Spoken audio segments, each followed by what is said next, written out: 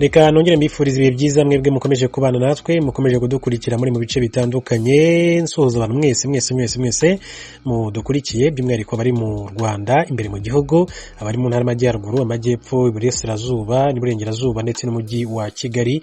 Ndizera neza ko mukomeje gahunda zanyu, imirimo itandukanye, ariko munakomeza kugenda mubana natwe mudukurikira gatanu kuri gatanu muri aya makuru ndetse n'ibiganiro bitandukanye dukomeza kujya tubagezaho. By'umwihariko rero Abanyarwanda bandi bari mu karere ka Afurika y'Iburasirazuba, akarere k'ibiyaga bigari, bari mu gihugu cya Uganda, muri Tanzania, muri Congo, mu Burundi, mwese ndabakengurukiye ndabifuriza ibihe byiza. Hanyuma n'abari kure cyane ariko bari ku mugabane wa Afurika ndetse ku mugabane w'Uburayi, imigabane yose igize isi dutuye uko ari 5, Abanyarwanda bose bariyomeka, mwese mbifuriza ibihe byiza. Ndizera neza ko dukomeza kugenda tubana. Hanyuma niba waramaze gukora subscribe, ndagushimira cyane. Butari wayikora ureba munsi gato handitse ijambo subscribe mu magambo atukura, hanyuma ukandeho unyiganyize n'inzogera kugira ngo ujye ukomeza kuba uwa mbere mu kubona aya makuru dukomeza kugenda tukugezaho. Ku munsi w'ejo twagarutse ku nkuru y'umunyamabanga nshingwabikorwa w'akarere ka Nyabihu mu ntara y'Uburengerazuba ko yeguye, bikavuga ko yari yarabisabwe n'uwahoze ari guverineri w'intara y'Uburengerazuba Munyentwari Alphonse, ariko yanga kwegura, avuga ko byaba ari akarengane gakomeye cyane. Ariko byaje kugaragara ko ku munsi w'ejo yaje kwandika ibaruwa asaba ko yakwegura, bikavuga ko inama njyanama ari kirimo isuzuma ubwo busabe kugira ngo nawe abashe kuba yakomererwa kwegura, cyangwa se amategeko avuga iki ku bijyanye n'ubwo busabe yari yagaragaje, cyangwa se banabimwangire nk'uko mu by'ukuri perezida w'inama njyanama muri karere ka Nyabihu yari yabigaragaje. Hanyuma andi makuru atugera muri aka kanya aravuga yuko umunyamabanga nshingwabikorwa w'akarere ka Gicumbi witwa Mpayimana Epimake nawe yeguye ku mirimo ye, avuga ko ari ku nyungu z'akazi. Kuwa gatatu itariki ya 21 Mata 2021 nibwo uyu mugabo bivuga ko yeguye. Umuyobozi w'akarere ka Gicumbi wungirije ushinzwe imari, ubukungu n'iterambere witwa Nteziryayo Anastase akaba yavuze ko babonye ubusabe bw'umunyamabanga nshingwabikorwa w'akarere bwo guhagarika akazi, ariko ngo bategereje ko inama njyanama y'akarere ibwemeza, nk'uko uyu nguyu umuyobozi w'akarere ka Gicumbi wungirije ushinzwe imari, ubukungu ndetse n'iterambere yabitangaje. Yagize ati kuwa gatatu twakira ibaruwa yashyikirije ubunyamabanga rusange, ati ifite impamvu ivuga guhagarika imirimo ku nyungu z'akazi. Ati niwe wabyiyandikiye, ati sinamenya icyo yari ashatse kuvuga, ati ku nyungu z'akazi. Ati hari igihe rero umuntu wenda areba akavuga ati waba mvuyemo kugira ngo rero ndebe ko hari byakwihuta.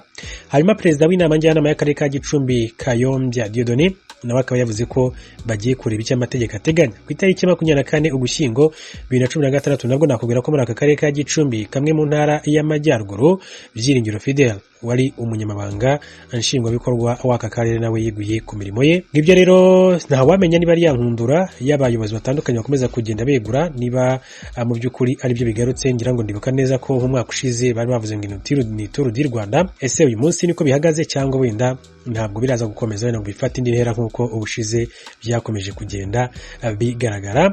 Undi rero wari weguye ni mu karere ka Nyabihu witwa Ndizeye Emmanuel, nawe akaba yareguye nyuma y'amezi agera kuri 3 yari asabwe rero kwegura n'uwari guverineri y'Iburengerazuba Munyentwari Alphonse, ariko ntabikore. Bikavuga ko Ndizeye Emmanuel rero ngo yari yaranze kwegura nk'uko yari yabisabwe n'uwari guverineri w'intara y'Iburengerazuba, kuko ngo bitari binyuze mu nzira z'amategeko, ndetse we akabibonamo akarengane nk'uko yabyitangarizaga. Icyakora perezida wa njyanama y'akarere ka Nyabihu Gasarabwe Jean Damascene yemeje amakuru y'ubwegure bwe, avuga ko bagiye gutegura inama njyanama yo kwiga ku busabe bwe. Yagize ati nibyo, ati baruwa rero yatugezeho, ati yanditse asaba guhagarika akazi. Ati natwe ubu tugiye gutegura inama njyanama iziga ku busabe bwe, kuko ari ifite ububasha bwo kumwemerera cyangwa se kumuhakanira. Mu kiganiro yagiranye n'itangazamakuru mu cyumweru gishize, abajijwe ku mwuka mubi wavugwaga mu buyobozi bw'akarere ka Nyabihu, guverineri mushya w'intara y'Iburengerazuba Bitegeko François wahoze arimo y'akarere ka Nyaruguru yari yavuze ko gitifu yasabwe ibisobanuro, kandi ari ibintu bisanzwe ku mukozi uwo ari we wese kuba yasabwa gusobanura ibijyanye n'inshingano ze. Yagize ati icyo numvise nuko yasabwe ibisobanuro, ati n'uburenganzira bw'umukoresha gusaba umukozi ibisobanuro ku makosa akekwa, ati kandi abuhabwa n'amategeko. Ati ayo mategeko kandi niyo aha umukozi uburenganzira bwo kwisobanura ku makosa yasabweho ibisobanuro. Ati guverineri Bitegeko François rero akaba yarasabye by'umwihariko abayobozi bo muri iriya ntara kuzuza inshingano ze, ariko nanone utabashije kuzubahiriza akaba yasabwa kubisobanura agatanga impamvu za bimuteye nk'uko guverineri mushya w'intara y'Iburengerazuba Bitegeko François yakomeje kugenda bigarukaho. Uyu rero ni umwe mu bayobozi bamaze igihe kirekire ku buyobozi bw'akarere mu karere ka Nyaruguru, akaba kandi hari ikintu kigaragara gifatika yafashije kariya karere, ndetse ni n'umwe mu baherutse kugirirwa icyizere n'umukuru w'igihugu cy'u Rwanda, yongera kuzamurwa mu ntera agirwa guverineri. Reka dukomeze n'andi makuru mbabwire ko ubukungu bw'u Rwanda biteganyijwe ko buzazamuka ku kigero cya 5.7 muri 2021. Ikigega mpuzamahanga cy'imari IMF cyatangaje ko ubukungu bw'u Rwanda buri mu bufite amahirwe yo kuzanzamuka ku muvuduko wo hejuru mu gihe cy'imyaka igera kuri 2, kuko buzazamuka ku kigero cya 5.7% muri uyu mwaka, ndetse bukazagera kuri 6.8% mu mwaka utaha 2022. Ni nyuma y'uko mwaka ushize wa 2020 ubukungu bw'u Rwanda bwari bwagabanutse ku kigero cya 0.2% bitewe n'ingaruka z'icyorezo cya COVID-19. IMF igaragaza ko muri rusange umugabane wa Afurika wakoze iyo bwabaga ukagabanya ingaruka icyorezo cya COVID-19 cyagumaga kugira ku bukungu, kuko igihugu kimwe aricyo cyiyongereye ku buryo 16 biri mu byago bikomeye cyane byo kunanirwa kwishyura amadeni bifite, mu gihe ikigero cy'igabanuka ry'ubukungu ku mugabane wa Afurika ryari ku mpuzandengo ya 1.9%. Iri gabanuka ryagize ingaruka zirimo igabanuka ry'imirimo kuri mugabane, kuko miliyoni 32 z'abaturage babuze akazi, barimo 2550 bakomoka mu Rwanda, nk'uko raporo yakozwe na banki y'isi ku ngaruka z'icyorezo cya COVID-19 yagize ku bukungu bw'u Rwanda ibyerekana. Muri rusange byitezwe ko ubukungu bwa Afurika buzazamuka ku kigero cya 3.4%, ariko ibi bikazashingira ku buryo uyu mugabane uzabasha guhangana n'icyorezo cya COVID-19, kuko uko kizakomeza kuyogoza uyu mugabane ari nako ubukungu buzakomeza guhungabana. Kugeza ubu Afurika imaze gupfusha abarenga 120,000, ndetse kandi ubwiyongere bwa COVID-19 buri kugaragara mu bice bitandukanye by'umugabane wa Afurika.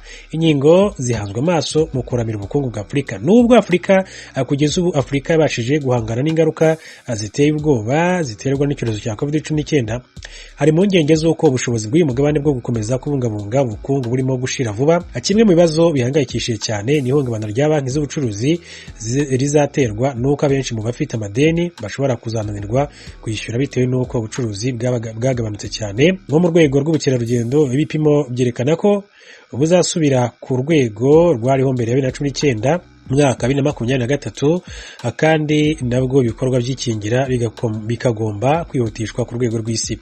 Uretse amadeni ashobora kuzabangamira urwego rw'amabanki muri Afurika, hari ikindi kibazo cyo gutakaza agaciro kw'amafaranga ya Afurika, ibishobora gutuma rero kwishyurwa umwenda Afurika ifite bigorana.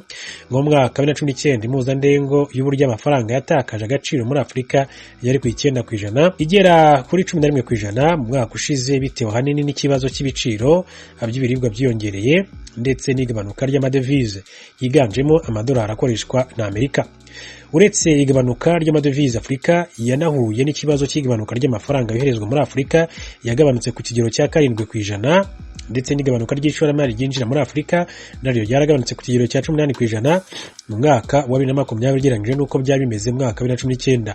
Ku rundi ruhande, Afurika irasabwa kongera ingingo yo kugura ingingo n'ibindi bikoresho mu rwego rwo kwirinda icyorezo cya COVID-19 byitezweho gutwara 50% by'ingengo y'imari ya Afurika isanzwe ishora mu rwego rw'ubuzima, kugira ngo ikingire 60% by'abaturage bayo, bitewe n'irigabanuka ry'amafaranga yinjizwa muri Afurika ndetse n'ubwiyongere bw'iyo umugabane ukeneye. Yitezwe ko icyuho kiri mu ngengo imari kizagera kuri 0.5 by'umusaruro mbumbe w'uyu mugabane muri uyu mwaka. Mu rwego rwo guhangana n'iki cyuho, mu ngengo y'imari Afurika izakenera kongera inguzanyo ifata mu by'ukuri, ku buryo rero byitezwe ko hagati ya 2020 na 2025 inguzanyo Afurika ikenera iziyongeraho miliyari zigera kuri 145 z'amadolari Amerika.